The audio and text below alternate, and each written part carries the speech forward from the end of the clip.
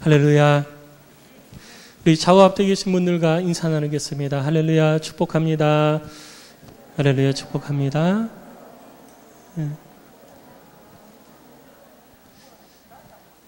자, 다시. 제가 말씀드렸죠? 꼭 이렇게 축복합니다. 그 딱 한마디만 하고서 그냥 아무 말씀 안 하시는데, 자, 다시 한번 조금 길게 하세요. 요 앞에 계신 우리 권사님, 사랑합니다까지 이렇게 하시는데, 네. 축복의 말은 여러분 그 풍성할수록 좋을까요? 간단할수록 좋을까요? 네, 풍성할수록 좋습니다. 다시 우리 옆에 계신 성도를 향한 축복의 풍성함을 내 입술의 언어를 가지고 함께 축복하며 나타내는 시간을 갖습니다. 우리 옆에 계신 분 인사합니다. 할렐루야, 축복합니다.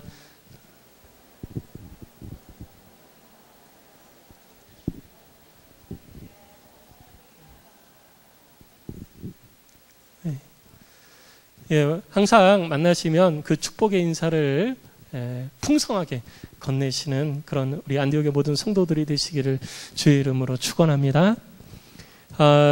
우리가 마태복음 5장을 계속 살펴보고 있는데요. 그 예수님의 설교가 기록이 되어져 있습니다.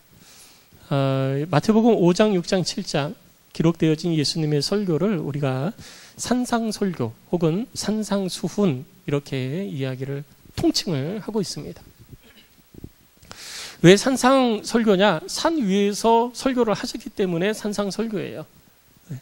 다른 특별한 의미가 있는 게 아닙니다. 그냥 산 위에서 많은 설교를 하셨기 때문에 그냥 그것을 산상설교다 우리가 이렇게 이야기를 하는 것입니다. 예수님의 산상설교를 보면 처음에 팔복으로 시작을 합니다. 그래서 하나님을 알고 하나님의 백성으로서 삶을 살아가고 있는 유대인들, 이스라엘 백성들에게 하나님의 백성이 된 자들은 이 땅의 소망을 가지는 것이 아니라 하늘의 소망을 둬야 된다. 이 땅에서 우리가 삶을 살아가는 것이 전부가 아니라 마지막 때에 하나님의 나라에서의 삶이 예비되어져 있다. 이것을 확신하면서 삶을 살아가는 것이 하나님의 백성으로서의 삶의 바른 모습이다라고 하는 것을 가르쳐 주셨어요. 그러면 하나님의 백성으로서 이 땅에서 삶을 어떻게 살아야 하는가? 예수님께서 뒤이어서 구체적으로 제자들을 향해서 보다 분명하게 말씀하시기를 그런 삶은 바로 소금과 빛으로 삶을 살아가는 것이다.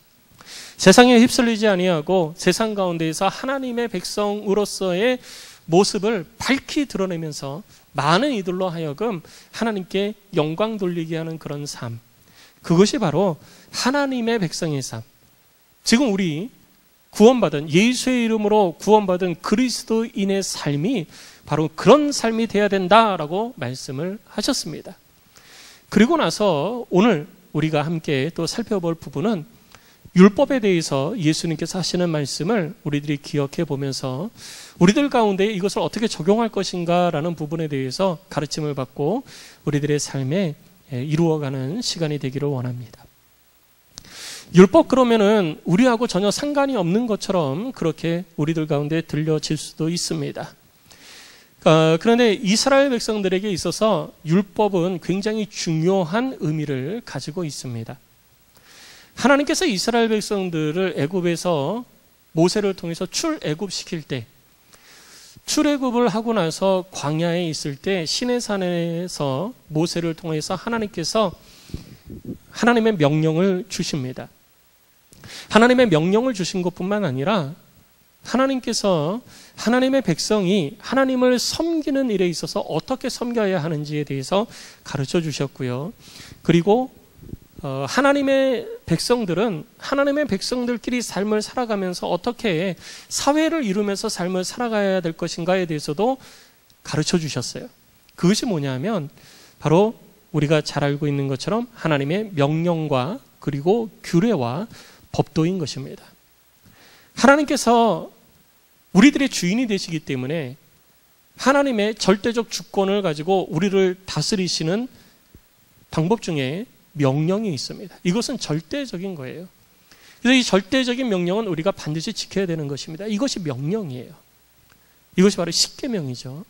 그리고 뒤에 이어서 하나님의 백성이라면 이 땅에서 자기 마음대로 사는 것이 아니라 하나님을 섬겨야 되는데, 하나님은 어떻게 섬길 것이냐? 너희들 마음대로 섬기는 것이 아니라 내가 가르쳐 주는 대로 나를 섬겨라 라고 해서 가르쳐 주셨어요. 그것이 뭐냐면 규례입니다.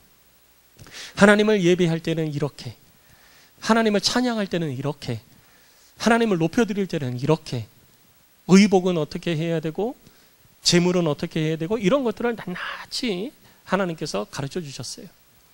그리고 하나님을 섬기는 하나님의 백성들은 그럼 서로 어떤 그 사회를 이루면서 살아가야 될 것인가? 이 부분에 대해서도 하나님께서 모세를 통해서 이스라엘 백성들에게 가르쳐 주셨습니다. 이것이 바로 법도예요. 다른 사람에게 손해 끼친 자는 어떻게 해야 되며, 거짓말한 자는 어떻게 해야 되고, 나쁜 말이나 나쁜 행동한 사람은 어떻게 해야 되는지, 그러한 것들을 하나님께서 법도를 통해서 일일이 규정을 해 주셨습니다. 그래서 이스라엘 백성들은 이러한 하나님의 명령과 규례와 그리고 법도를 가지고 사회를 이루고 삶을 살아가게 되어졌습니다. 그렇게 삶을 살아가던 가운데에 그때 당시에는 이 인쇄술이 발달을 하지 못했습니다. 그러다 보니까 지금처럼 이 성경이 우리들 손에 다 들려져 있었던 것이 아니에요.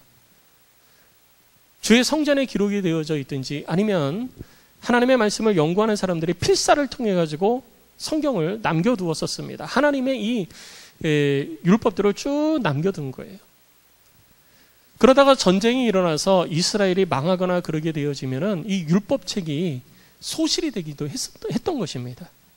불에 타지기도 하고 도둑 맞기도 하고 전쟁과 난리통 속에서 잃어버리기도 했던 것입니다. 그렇게 되어지면은 보통 우리가 구전에 의해 가지고 말씀을 의지할 수밖에 없어요. 지금도 저 북녘 땅에는 성경을 소유할 수 없으니까 성경을 읽을 수가 없어요. 성경의 기록을 알 수가 없어요. 그럼 어떻게 하느냐? 성경을 외우고 있는 사람을 통해 가지고 그 입술을 통해서 하나님의 말씀을 들을 수밖에 없다라는 것이죠. 유대인들도 이스라엘 백성들도 하나님의 말씀이 소실되어지고 없어져 버리니까 계속해서 선지자들이나 혹은 율법 교사들을 통해 가지고 하나님의 말씀을 들을 수밖에 없었던 거예요. 그러다가 포로로 끌려갔던 이스라엘 백성들이 돌아와서 하나님의 성전을 다시 건축하기 시작을 했습니다. 에스라 시대 때 하나님의 성전을 건축하는데 그 성전 잔해 속에서 무너진 성전 잔해를 막 파헤치고 건축을 막 하고 있는데 거기서 무엇을 발견하냐면 율법책을 발견하게 된 거예요.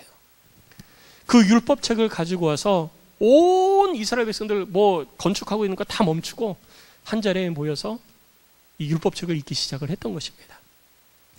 그때의 그 감격은 우리가 아마 상상을 하지도 못할 거예요. 엄청난 감격일 겁니다. 그렇게 사모하고 그렇게 듣고 싶고 그렇게 그 율법책의 말씀을 내 귀에 들려지기를 원했는데 이것이 소실되어지고 사라져서 정확하게 뭐라고 기록되어져 있는지 모르는 그런 세대를 막 살아가고 있었던 거예요. 일부분 그 말씀을 기억하는 학사들 그리고 선지자들을 통해 가지고만 하나님의 말씀을 들을 수 있다가 율법책이 발견이 되어지고서 그 앞에 하나님의 선포되어지는 말씀 앞에 아마 제가 상상할 때 이스라엘 백성들은요 눈물을 흘리면서 주의 말씀을 듣지 않았을까 생각이 되어져요.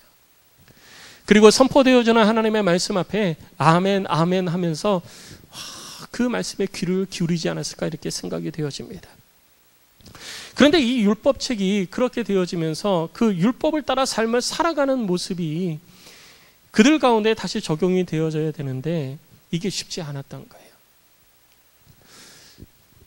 율법과 그러니까 율례와 하나님의 명령과 규례와 법도는 과거 출애굽 시대에 하나님께서 이스라엘 백성들에게 주신 내용들이에요.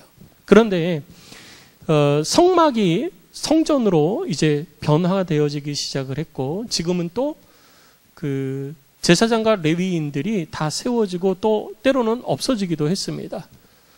많이 죽기도 했어요. 그러면서 이러한 것들이 제대로 이루어지지를 못했습니다.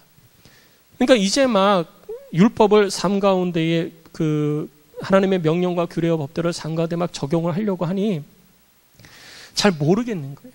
그래서 율법 학사들이 그리고 성경 교사들이 하나님의 말씀을 따라 삶을 살아가는 것은 이렇게 살아야 됩니다라고 하면서 율법을 재해석을 해주기 시작을 했습니다. 조금 더 구체적으로 설명을 해주기 시작을 했다라는 얘기예요. 지금으로 얘기하면 여러분 이렇게 생각을 하시면 돼요. 하나님의 그 율법은 율례와 규례와 법도를 통칭해서 율법이라고 그러는데 이 율법은 시대와 상황과 환경에 따라서 문화에 따라서 약간의 변화가 있을 수 있습니다. 그게 뭐냐면요. 해가 지나도록 분을 품고 있으면 안 된다고 그러잖아요. 해가 지나도록 분을 품고 있으면 안 된다. 근데 이스라엘 백성들 가운데 그게 이해가 되어죠. 그런데 그것이 남극에서는 어떻게 해야 될까요? 남극에서는 한번 해가 뜨면 한 달 동안 해가 지지를 않아요. 그러면 한 달 동안 내가 분을 품고 상대방을 미워해도 그거는 죄가 되지 않는 건가요? 그럼 어떻게 생각하십니까? 아직 해가 안 졌으니까 내가 한 달 동안 저 사람을 미워하고 악한 감정을 품고 분을 가지고 있어도 그건 율법을 어기는 게 아닌 게 되는 거예요. 자, 이렇게 상황과 환경에 따라서 각자 성경을 해석하는 방법이 달라지기 시작을 한 거예요. 그러면서 율법을 조금 더 포로에서 돌아와서 삶을 살아가는 이스라엘 백성들의 삶에 맞게 가르치기 시작을 했습니다. 그것이 뭐냐면 미드라시예요. 그러니까 하나님의 율법을 조금 더 삶 속에 구체적으로 적용할 수 있도록 가르친 것이 미드라시고 학사 에스라 이후에 그것이 이스라엘 백성들에게 가르쳐지기 시작을 했습니다. 그리고 이 미드라시가 조금 더 시간이 지나면서 구체적으로 그 이스라엘 백성들 사이에 적용이 되어지면서 그것이 발전해가지고 지금의 탈무드가 된 거예요. 그러니까 탈무드는 하나님의 율법에 기초를 하고 있는 것입니다.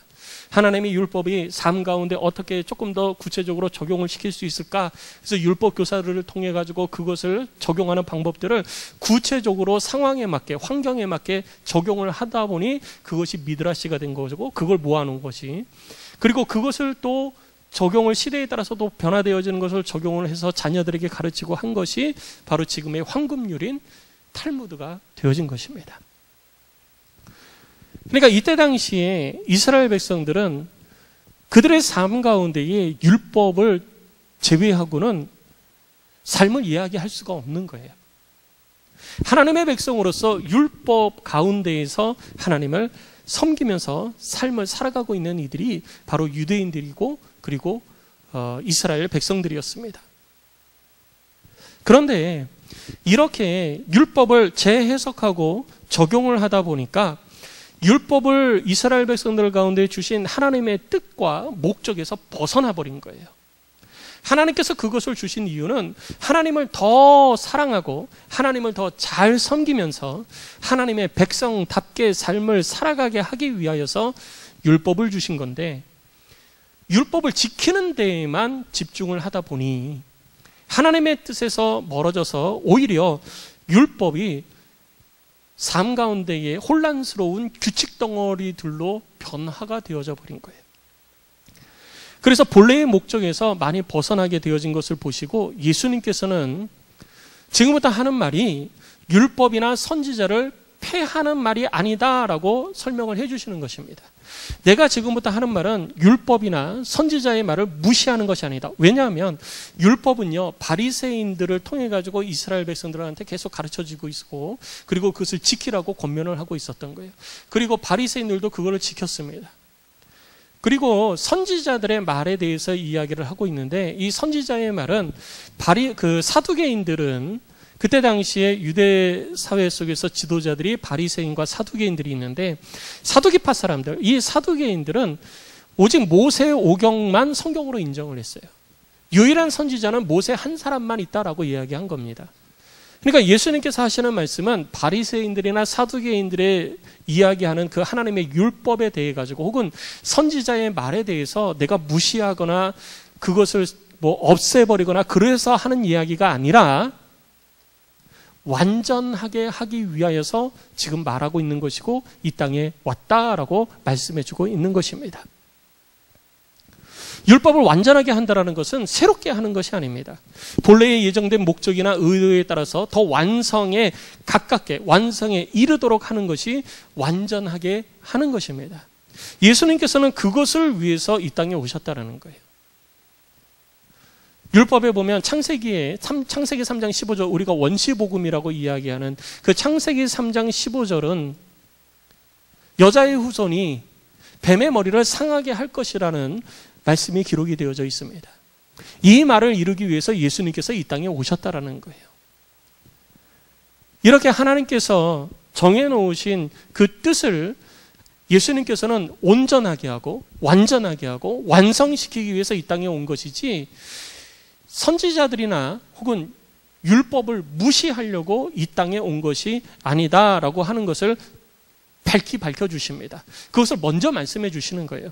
그리고 나서 예수님께서 율법에 대해서 말씀을 하시는 것입니다. 그런데 바리새인과 사두개인들은 이것을 이해를 하지 못했던 거예요. 이해를 하지 못했기 때문에 오히려 예수님을 율법의 파괴자다, 선지자의 말을 무시하는 자다, 그래서 바리새인들과 사두개인들로부터 배척을 예수님께서 당하게 되셨던 것입니다.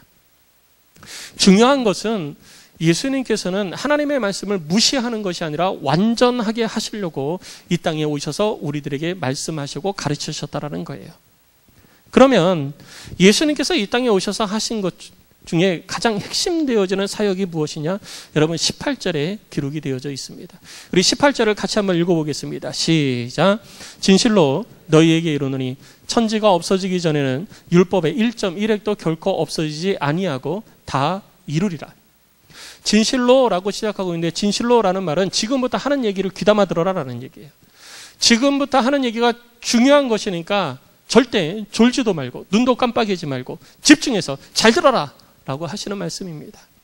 그래서 진실로 이르노니 천지가 없어지기 전에는 율법의 1.1획도 결코 없어지지 아니하고 다 이루어지리라. 왜 예수님께서 이 말씀을 하셨냐? 이거 당연한 말씀이잖아요. 당연한 말씀인데 예수님께서 왜 이 말씀을 하셨느냐? 그때 당시에 이 바리새인들을 중심으로 해서 하나님의 율법을 삶 가운데 적용하고 그것을 가르치는 이러한 일들을 하고 있는 사람들을 향하여서 경고하시는 거예요. 우리에게 말씀을 주신 것, 율법을 주신 것은 하나님이시라는 거예요. 그러면 그 율법을 주신 하나님의 뜻을 알고 그 하나님의 뜻 가운데 우리는 온전히 엎드려 순복해야 된다는 것입니다. 하나님의 말씀을 우리가 평가해서는 안 되는 거예요.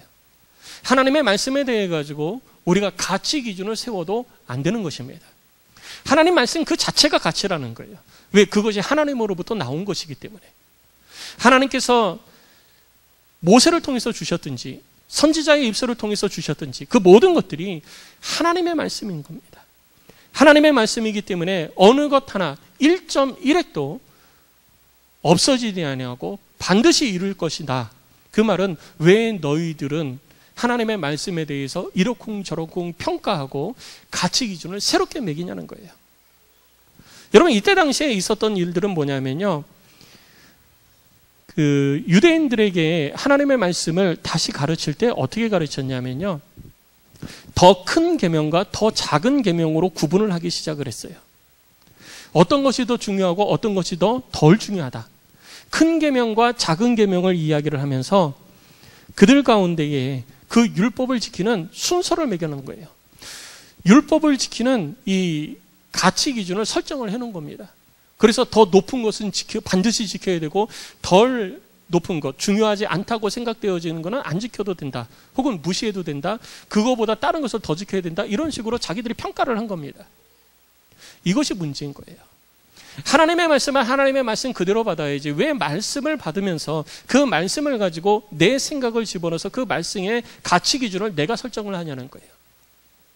하나님의 말씀은 작든 크든 그것이 문제가 아니라 그 모든 것들 그 자체가 바로 하나님의 말씀이라는 것입니다.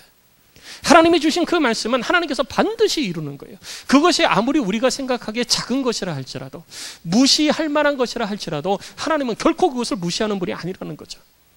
그것도 역시 하나님의 우리를 향하신 뜻이요 말씀이라는 거예요. 그런데 바리새인들은 그걸 무시했거든요. 바리새인들은 더 큰 계명, 작은 계명을 세워놓고 이스라엘 백성들에게 하나님의 말씀을 가르쳤던 것입니다. 자기 입맛에 따라서 가르치거나 가르치지 않는 율법들이 있었던 거예요. 이것을 꼭 해야 되겠다 그러면 자기 마음에 꼭 들면 그것을 가르칩니다. 그런데 이거를 가르칠 필요가 없다고 생각되어지면 하나님의 말씀이라 할지라도 가르치지 않았던 거예요. 이스라엘 백성들이 하나님의 말씀에 대해서 모른다고 해서 하나님께서 하나님의 선포하신 그 말씀을 이루지 않으시는 게 아니라 이스라엘 백성들 가운데에 하나님의 백성들 가운데 하나님의 말씀이 가르쳐지지 않아도 그것도 이루실 것이고 작은 것이라고 생각해서 귀중하게 생각하지 않는 것이라 할지라도 하나님은 그것도 반드시 이루실 것이고 크다고 생각하는 것도 하나님은 반드시 이루실 것이다.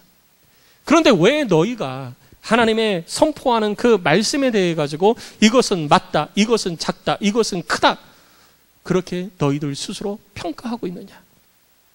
이것은 옳지 못하다라고 얘기하는 거예요. 하나님께서는 율법을 우리에게 그렇게 주신 것이 아니거든요. 그리고 뿐만 아니라 그렇게 율법을 자기 스스로 기준을 세워놓고 그것대로 살면 스스로 칭찬한 거예요. 야, 너 율법 잘 지켰다. 아, 나는 율법적인 사람이다. 하나님의 말씀을 잘 지키는 사람이다. 스스로 칭찬하고 스스로 자기 만족감에 빠진 그런 삶을 살아가는 이들이 바로 바리새인들과 사두개인들이었던 것입니다. 자신의 입맛에 따라서 가르치거나 가르치지 않아서 율법이 오히려 무시되고 있는 거예요. 하나님의 말씀이 오히려 무시되어지고 있고 하나님의 말씀이 변질되어지고 있는 모습들이 그들의 삶 가운데 나타나고 있었던 거예요. 그래서 예수님께서 말씀하시는 것입니다. 천지가 없어지기 전에는 이 땅에 새 하늘과 새 땅이 이루어져서 하나님의 백성이 이 땅에서 더 이상 하나님의 백성으로 살아가는 것이 아니라 천국 백성이 되어진 다음에 천국에서 하나님과 함께하는 그 삶을 살아가기 전까지는 하나님께서 이 땅에서 하나님을 섬기는 방법에 대해서 말씀하신 것, 그 어느 것 하나도 없어지지 않고 그대로 하나님께서 이루실 것이다.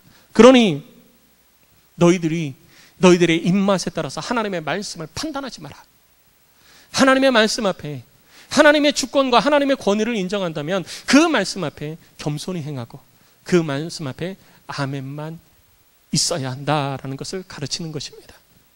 성도 여러분, 주의 말씀 앞에 아멘만 있으시기를 주의 이름으로 축복합니다. 내가 규정 세워놓고 내가 만들어놓고 그것에 맞으면 나는 의로운 사람, 그것에 안 맞으면 나는 의롭지 않은 사람, 여러분 이것은 하나님의 의가 아닌 것입니다. 이것은 우리의 의예요. 20절 말씀을 보면 내가 너희에게 이르노니 너희 의가 이렇게 말씀하고 있습니다. 너희의 의, 너희가 스스로 의롭다 하는 그 의로움이 하나님이 인정하는 의인지 아니면 사람으로부터 인정받는 의인지 우리들 스스로 그것을 되짚어 봐야 된다는 것입니다. 그렇다면 우리는 이 땅에서 어떻게 삶을 살아야 하는 것인가? 하나님의 말씀을 따라 이 땅에서 삶을 살아가는 자들이 하나님의 우리들 가운데 주신 그 말씀을 무시하지 않고 그 말씀을 지켜서 삶을 살아가려면 우리는 어떻게 해야 되는가? 우리는 이에 대한 가르침을 오늘 예수님의 말씀에서 듣고자 하는 거예요.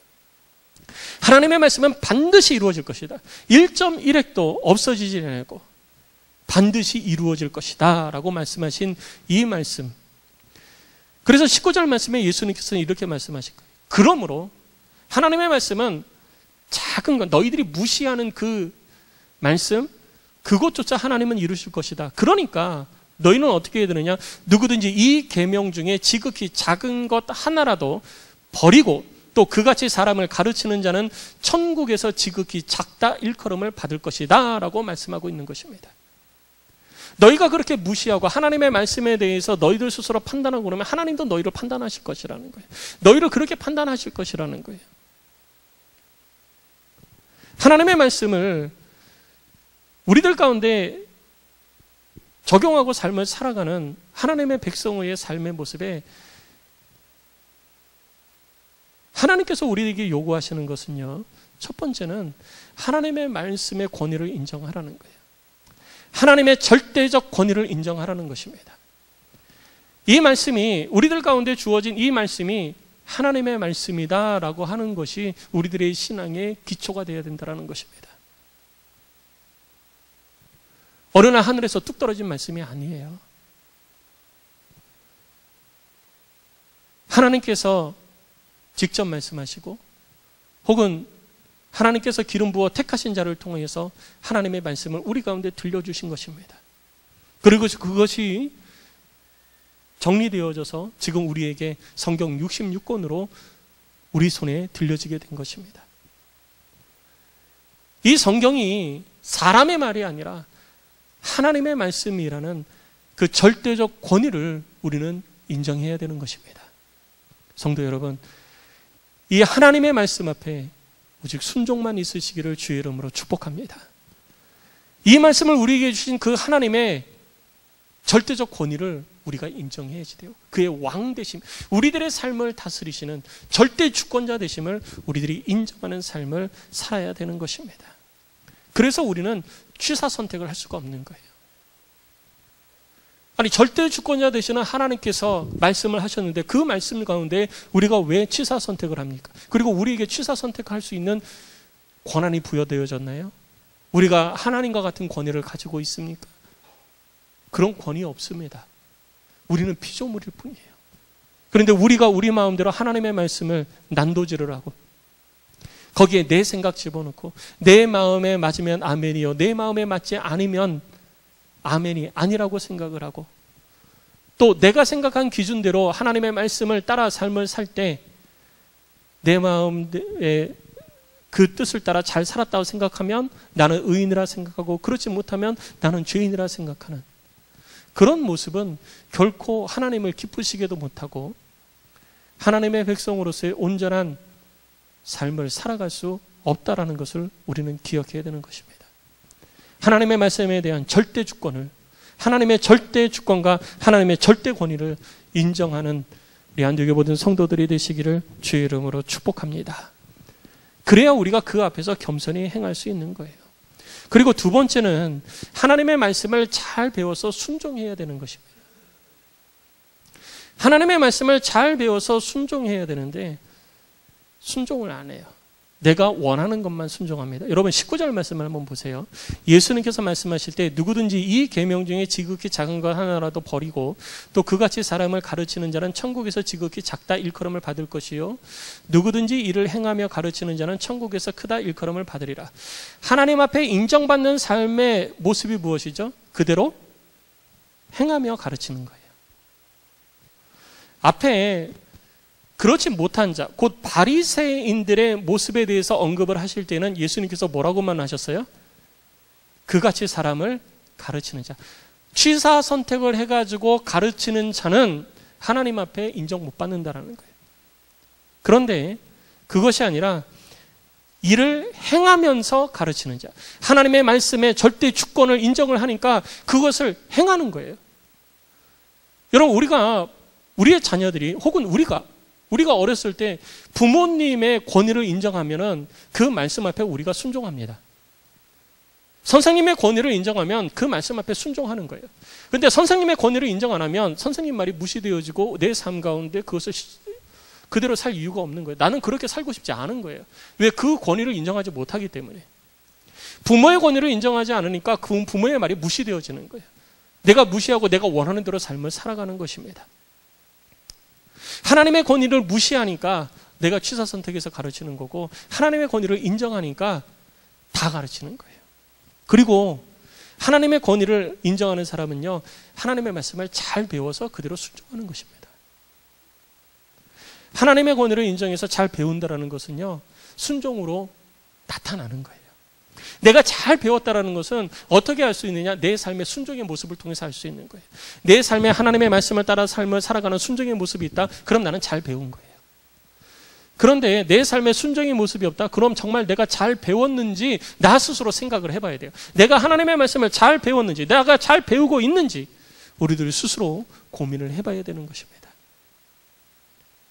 그래서 다른 사람을 가르치고 다른 사람을 지도하고 하나님의 뜻에 대해 가지고 이러쿵저러쿵 이야기하는 것보다 먼저 되어질 것이 무엇이냐? 하나님의 말씀 앞에 순종하는 그런 모습이 먼저 되어야 되는 것입니다. 그래서 예수님께서도 말씀하신 거예요. 바리새인들을 향해서 책망하실 때 다른 사람의 눈에 있는 티끌을 보지 말고 네 눈에 있는 들보를 보라. 자기 자신의 삶은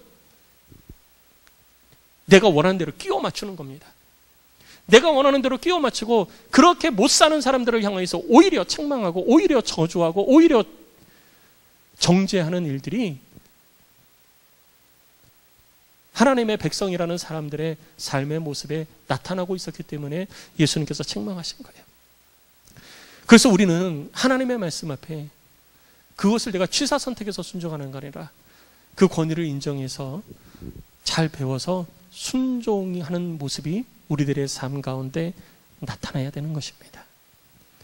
내 삶의 주의 말씀에 순종하는 모습을 통해서 주의 뜻이 이루어짐을 여러분 스스로 발견하시고 그것이 우리들의 의가 되어질 수 있기를 주의 이름으로 축복합니다. 내가 세우는 기준이 아니라 하나님의 기준에 합한 의. 그래야 내가 이 땅에서도 인정받고 하나님 앞에서도 칭찬받는 큰 자가 될 수 있는 것입니다. 그리고 세 번째, 하나님의 말씀을 잘 배운 사람은요, 가르치는 것입니다. 오늘 예수님께서도 말씀하시기를 그렇게 말씀하신 거예요. 누구든지 이를 행하고 그리고 어떻게 하라고요? 가르치는 자가 천국에서 크다 일컬음을 받으리라. 하나님의 말씀을 잘 배우고 순종하는 사람은요, 그것을 가르치는 거예요. 얼마나 가르치고 계십니까? 하나님의 말씀을 잘 배워서 가르치시기 바랍니다. 가르치지 못하는 이유는 거슬러 올라가면요, 내가 잘 안 배웠기 때문이고요, 내가 그렇게 살지 못했기 때문에 내가 못 가르치는 거예요. 가르칠 수 없는 것입니다. 그래서 하나님의 말씀을 먼저 잘 배우는 게 중요하고요, 잘 배우려면 그의 권위를 인정하는 거예요. 하나님의 권위를 인정하고 하나님의 말씀을 잘 배우고 그대로 순종하고 그리고 그것을 잘 가르쳐야 되는 거예요. 역대하 17장 말씀을 보면 여호사밧 왕, 유대의 왕, 남유다, 유대의 왕 여호사밧이 왕위에 올랐을 때의 일들에 대해서 기록을 하고 있습니다. 여호사밧이 왕위에 올라오고 나서 하나님의 말씀을 따라서 삶을 살기 위해서 열심히 노력을 합니다. 근데 그것만 한 게 아니에요. 하나님의 말씀을 듣고 하나님의 말씀을 따라 잘 자기 스스로 삶을 산 것뿐만 아니라 유대 땅 전역에 제사장들과 레위인들을 성읍마다 보냅니다. 성읍마다 보내서 그 손에 율법책을 들려서 보내가지고 백성들에게 율법을 가르치기 시작을 했어요. 여러분 역대하 17장을 읽어보십시오. 백성들에게 율법을 가르치기 시작을 했어요. 싸움을 가르친 게 아니에요. 전쟁 준비를 한 게 아니에요.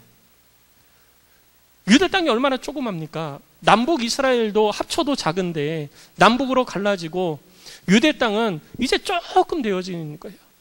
12지파가 2지파밖에 안 남았어요. 10지파는 따로 떨어져 나갔어요. 연약합니다. 부족합니다. 누가 침략하면 그거 맞서 싸울 수 있는 군사력도 충분하지 않아요. 그러면 군사력을 강화하기 위해서 먼저 했느냐? 아니에요. 하나님의 율법, 하나님의 말씀을 가르치는 데 먼저 했던 거예요. 그냥 가르친 게 아닙니다. 잘 가르칠 수 있는 사람, 하나님의 말씀에 대해서 이미 잘 배우고 잘 알고 그 권위를 인정하고 그렇게 삶을 살아가고 있는 제사장들과 레위인들을 성읍마다 보내가지고 하나님의 율법책을 가지고 가르치게 했던 거예요. 그렇게 했더니 하나님께서 그 나라를 지켜주시고 그 왕위를 경고케 해주셨습니다. 싸움을 해서 이겨가지고 된 것이 아니고요, 그렇게 했더니 하나님이 그 유다의 나라를, 유다를 견고하게 하셔가지고 블레셋 사람들이 곡물을 가져와 바칩니다. 멀리 떨어져 있는 아라비아 사람들이 와가지고 곡물을 갖다 바쳐요. 아라비아 사람들이 곡물을 갖다 바치는데 양이 7,700마리, 염소가 7,700마리를 곡물로 갖다 바칩니다. 아라비아와 싸워가지고 여호사밧이 승리해가지고 야 너희들 나한테 졌으니까 갖다 바쳐 이래가지고 바친 게 아니에요. 여호사밧은 하나님의 말씀만 가르쳤습니다. 하나님께서 그 가운데 은혜 주시고 복을 주셔서 나라를 견고하게 하시고 모든 주변 나라들이 여호사밧 앞에 무릎 꿇게 하신 거예요. 이것이 바로 하나님의 백성의 삶의 모습인 것입니다. 우리들의 삶이 바로 이 여호사밧 왕과 같은 삶이 되어져야 되는 거예요. 하나님의 말씀이 우리들 가운데 주어진 것은 그 말씀이 우리들의 삶을 올감해가지고 이거 지키면 복받고 이거 안 지키면은 내가 저주받고 또 하나님 앞에 죄인이 되어가지고 죽고 지옥 가고, 여러분 그렇게 하려고 하나님이 율법을 주신 게 아니고요. 하나님의 백성이 하나님의 백성답게 하나님을 잘 섬기게 하기 위해서 하나님이 율법을 주신 거예요. 하나님 백성다운 삶을 살게 하려고 하나님이 율법을 주신 것입니다. 그 율법이 우리들 가운데 주어졌으니 이제는 우리는 그 율법을 잘 배우고 내가 그대로 살고 그리고 그것을 가르치는 삶을 살아야 되는 거예요. 여러분 얼마나 가르치고 있습니까? 다른 것은 다 둘째치고 여러분들의 자녀에게 하나님의 말씀 가르치고 있습니까? 제가 일부 예배 때도 얘기했는데, 우리 자녀들 가르칠 때 내가 잘 몰라요. 여기 젊은 엄마들 잘 몰라요. 그럼 어떻게 합니까? 그것을 아이들한테 잘 가르치기 위해서 참고서 사오고 유튜브 보면서 이것을 우리 아이에게 어떻게 잘 알 수 있도록 설명해 줄까 하고 고민하죠. 연구하죠. 준비하죠. 그렇게 해가지고 아이들한테 가르치죠. 제가 묻습니다. 하나님의 말씀을 우리 자녀에게 가르치기 위해서 얼마나 준비하십니까? 얼마나 공부하십니까? 제가 지난번에도 한번 그런 얘기 한 적이 있어요. 아이들이 공부를 잘하게 하기 위해서, 좋은 삶, 행복한 삶을 살게 하기 위해서 공부를 해야 된다 그러면서 참고서는 잔뜩 사줍니다. 진짜 우리를 지키시는 하나님의 말씀 위에 견고한 터를 세우기 위해서, 우리 자녀들이 말씀 위에 서게 하기 위해서 하나님의 말씀을 공부하는 성경 공부 교재는 여러분들의 가정에 몇 권이나 있습니까? 우리 자녀에게 하나님의 말씀을 가르치기 위해서 여러분 얼마나 많은 시간과 노력을 투자를 하십니까? 우리의 자녀들이 이 땅에서 행복한 삶을 살면서 사람과 하나님으로부터 인정받는 것은요, 공부 잘해서 되는 게 아니에요. 돈 많이 벌어서 되는 거 아닙니다. 하나님의 말씀 위에 바로 설 때 하나님께서 우리의 자녀를 세워주시는 것입니다. 성도 여러분, 말씀을 가르치시기 바랍니다.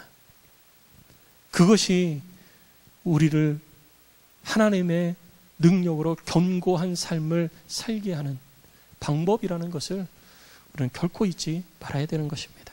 성도 여러분, 하나님의 말씀의 권위를 인정하십시오. 그리고 그 말씀을 배우고 가르치는 일에 열심 내십시오. 그냥 되는 것이 아닙니다. 내가 해야 되는 것입니다. 자녀들에게 학문 가르치기 위해서, 세상 학문 가르치기 위해서 막 열심을 내고 내가 시간 투자하고 물질 투자하고 막 그렇게 하는 것처럼 우리 자녀들에게도 그렇게 하기 위해서, 하나님의 말씀을 가르치기 위해서 내가 그렇게 열심 내고 투자를 해야지 돼요. 그렇지 않으면 안 됩니다. 그렇게 하지 않으면 안 돼요. 그래서 저와 여러분도, 그리고 우리의 자녀도 하나님으로부터, 세상 사람들로부터 인정받고 칭찬받는 그런 온전한 하나님의 의를 삶 가운데 이루어가는 그런 하나님의 사람이 다 되어지기를 주의 이름으로 축복합니다.